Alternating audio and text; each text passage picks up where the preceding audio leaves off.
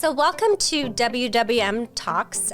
Today we're just going to talk a little bit about what's going on in the market, some things we're hearing from clients, and some other tips. And so I guess to kind of get started, this last week we've had a lot of conversations with clients, and it seems like a lot of people that are a little nervous about the markets and potentially have been asking a little bit more about bonds, which is not something we always hear and about. But there is a time and place for different types of investments. I had a couple calls this week talking with some investors that had some money in CDs and not a lot of money, but a small portion. And there's still, some clients are still nervous out there, coming into next year, potentially recession and a slowdown in the economy. But it's interesting because over the last few days, the market's up and we've had a really big run up in the stock market. Some indexes are up 4 or 5% this week. So just kind of interesting. It seems like the sentiment is shifting. I mean, it's been fluctuating a lot. I feel like we're definitely, it's been nice the last few days seeing the market recover a little bit. Well, I think the big thing is that the Fed decided that they're not going to raise rates, at least for now. They're holding still, and a lot of people are taking that as this is the end of the rate cycle, the rate rising.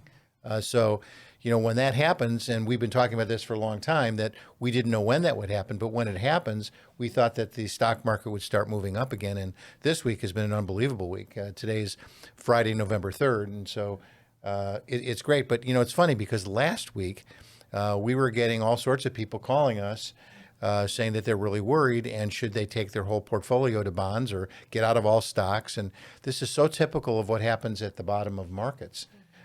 Who knows? This may just be a bull trap. It's happened before, but it feels like we've kind of reached some sort of a bottom. Does it not? Well, and then also, the markets move so quick. I mean, this week we've had such a big run up. And once again, if you got out, then you just missed it. And that's really, really hard to time the market. Which takes me to another topic. A lot of people have retirement accounts with us and elsewhere. And a lot of times people get too conservative when it comes to their retirement, especially when they've just seen a down market. All they want to do is go to something else, anything other than stocks. And we think that is a major mistake that people make. For the retirement plan. You've got a program in place.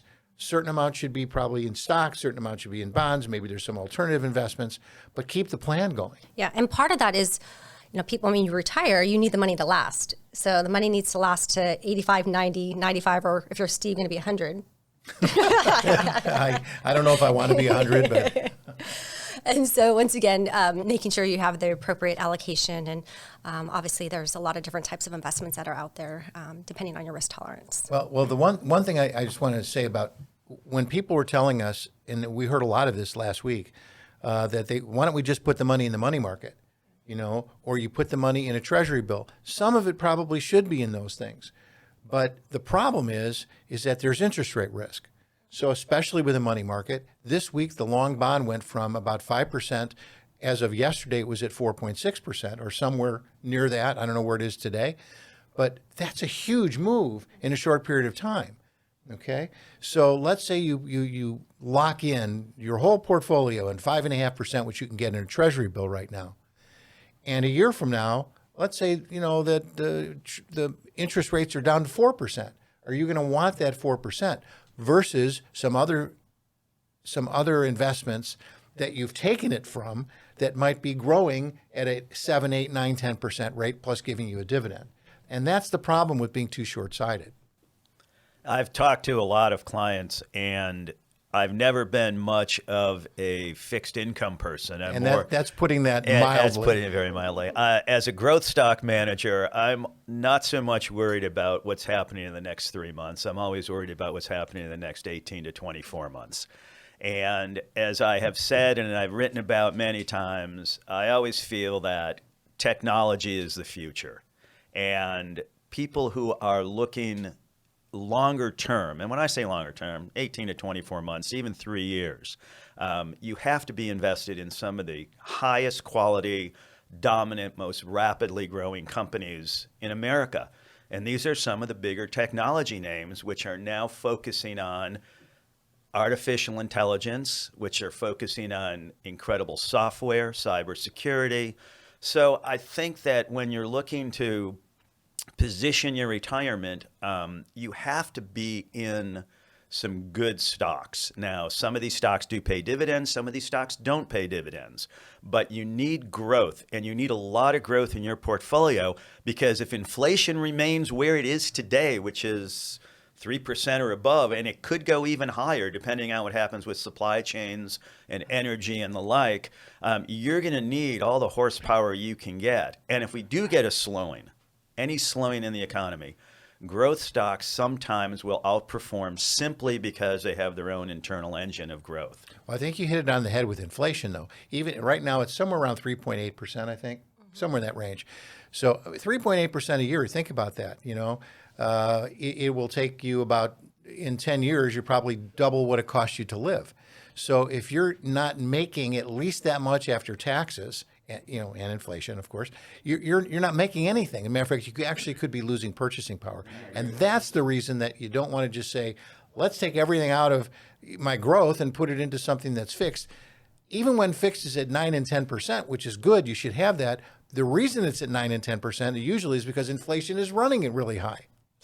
Yeah, so talking about the inflation, one of the things that comes to mind is the IRS just came out with some new limits. So for 2024, if you're contributing to an IRA or a Roth IRA, if you are under the age of 50, you can now put $7,000, and if you're over 50, you can put $8,000, and that's for 2024. And then also your 401k contributions, that contribution limit went up as well. You can put an additional $500 away, so you can put $23,000 away in your 401ks. And if you're over the age of 50, you can put $7,500 on top of that, so that's $30,500. So for some of you that have different types of retirement plans, as we're talking about inflation, there are some inflation-adjusted limits to look at when you're looking at your contributions. Yeah, I think, a lot of, we're having a lot of conversations with our clients these days because they're much more nervous. We got the war that's been going on for a year over in Russia. We got the New Deal over in the Middle East. We're seeing riots and fights on campuses, potentially another government shutdown. So when you hear all of these news stories that, shows a lot of unrest, people get nervous.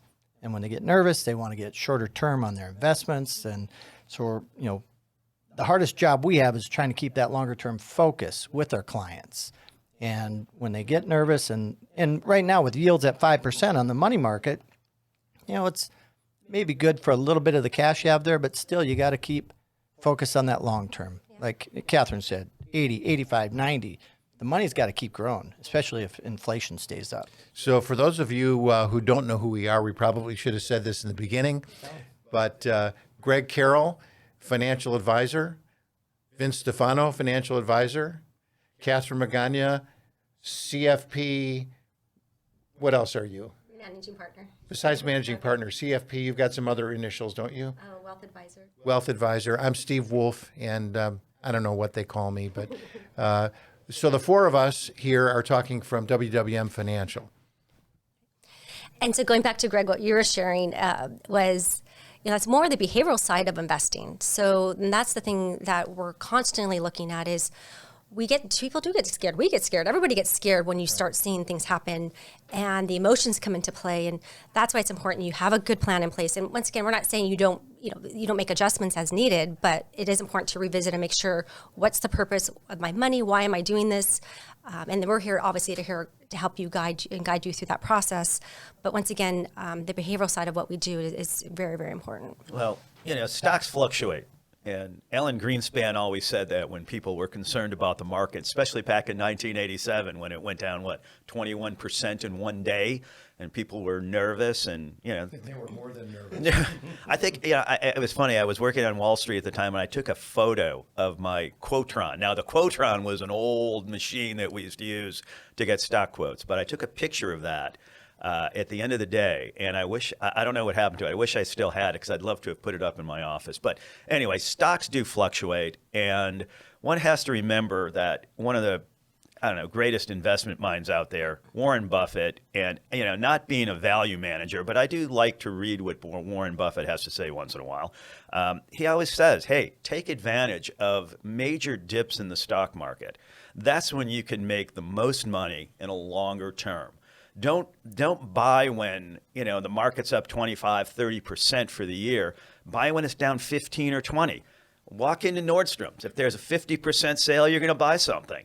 You're not going to buy it if they say we're going to charge you 50% more. So, hey, think about just real life and how it relates to the market. Now, I know it gets a little scary, but that's why you have us here at WWM to walk you through this and manage it and not put emotion in the game. Yeah, it's tough to do that. I mean, I talk about the CNN Fear and Greed Index a lot, and I think it was about a year ago, the index was at extreme greed, and that was at the beginning of this year, okay? And maybe I want to say maybe March or April of this year, it was at extreme greed, and that's about the time that things fell. Just a week ago, it was at extreme fear. And of course, now looks like the market is coming back up again. Now we'll see what happens. But you kind of have to do the opposite of what your emotions say in order to be a successful investor. Having said that, right now we're getting income and fixed income. It's okay to have some of your money in fixed income. We espouse that. But for the money that's in growth, let it grow. There are times, and it could be a year, it could be 2, sometimes even 3 years where it doesn't do much at all. And then all of a sudden, that 4th or 5th year, it goes like crazy on the upside. If you look at a chart, any chart, longer term, of the S&P 500, the Dow Jones, the NASDAQ, they have all gone up. They don't go straight up, they go in stair steps. Sometimes they go down, then they go up. So it's easy to be scared. We're human. We, as Catherine said, we get scared too, but you got to take that emotion out of investing. Yeah, I would agree. One of the most important jobs we have is helping our clients see through all of this chaos that's out there. And you're right, we get scared, but when we think about, taking the emotion out of it, and it's kind of interesting. When I look at my own money, I to be honest, I get a little more emotional about it. But when I look, I'm talking to my clients, it's much easier for me to, take that aspect out of there, keep the long-term focus. And then I come back and tell myself the same thing. Yeah, and it's usually right. I get more emotional about your money too, so, If I had half your money, I'd burn mine, but that's a different story. But one of the things that's really surprised me, through this whole war with Ukraine and now with the conflict in the Middle East, and I'm not a gold bug at all. I don't invest in gold stocks, but I've noticed that gold hasn't gone up. Maybe it's gone up a little bit. Maybe the gold bullion has gone up, but gold stocks and gold ETFs have not done very well, and I've been surprised on that. I don't know why, but I don't know if anyone has insight into that, but I don't. Well, it has gone up a little bit. I mean, there have been some people that have moved to gold, and of course on TV you see all the time the ads. That gold will be your savior, but if you have invested in gold over the last, 40 years, basically you've kept up with inflation, and that's about it. As opposed to some of the things you were talking about before, some of the technology. And there's no question, things like AI are changing the game. AI is as big probably as maybe bigger than the internet was back in the 90s.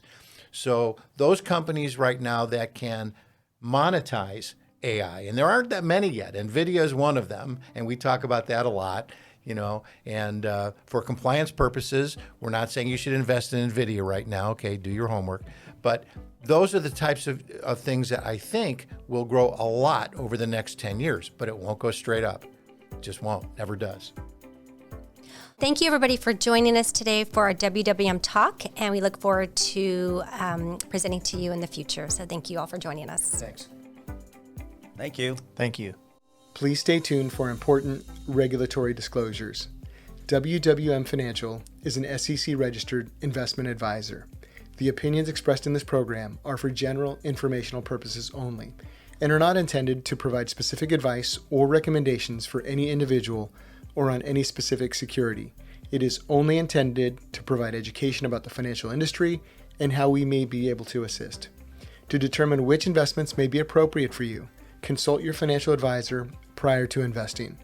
Any past performance discussed during this program is no guarantee of future results. As always, please remember, investing involves risk and possible loss of principal capital. Tax considerations presented may not be appropriate for every individual circumstance. A tax professional should be consulted before making any decisions about your tax liability.